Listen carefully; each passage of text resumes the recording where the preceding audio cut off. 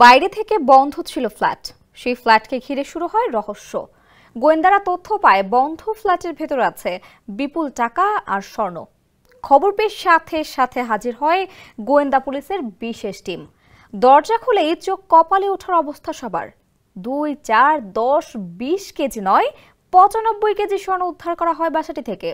শুধু তাই নয়, পাশের আলমারি খুলতেই বেরিয়ে আসে বান্ডিল বান্ডিল টাকা। সেই টাকা গুনতে ব্যাংক থেকে মেশিন নিয়ে আসা হয়। বিস্তারিত থাকছে প্রতিবেদনে। ঘরের মেঝেতে থাকা স্টিলের বক্স খুলতেই ভেতরে মেলে বিস্কুটের মতো স্বর্ণের বার। 8 থেকে 10টি করে বার একসাথে করে রাবার দিয়ে বেঁধে রাখা। স্যান্ডেলিনা সো, রূপচর্চায় আভিজাত্য। এরপর সেগুলো থরে থরে সাজানো রয়েছে।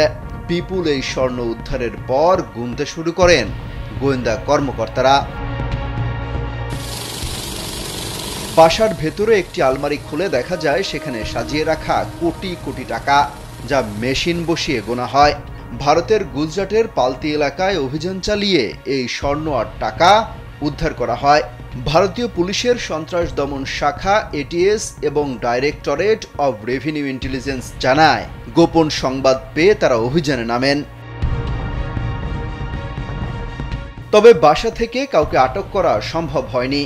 প্রাথমিক তদন্তের পর পুলিশ জানতে পেরেছে ওই ফ্ল্যাটের মালিক মেঘ এবং তার বাবা মহেন্দ্র শাহ, তারা দুইজনই পলাতক রয়েছেন। ভারতীয় পুলিশের এক কর্মকর্তারা বলেন, সোমবারের অভিযানে 95 কেজির বেশি স্বর্ণের বিস্কুট, গয়না এবং নগদ 90 কোটি টাকা উদ্ধার করা হয়েছে। তাদের ধারণা অভিযুক্তরা বড়সড় কোনো পাচার চক্রের সঙ্গে জড়িত। তাদের খোঁজে তল্লাশি চলছে। আহমেদাবাদে এর আগেও 2020 সালে একটি গুদামঘর থেকে 100 কেজি স্বর্ণ এবং সুরাতের একটি ফ্ল্যাট থেকে নগদ 10 কোটি টাকা উদ্ধার করা হয়। অমিত হাসান, রবিন, কালবেলা।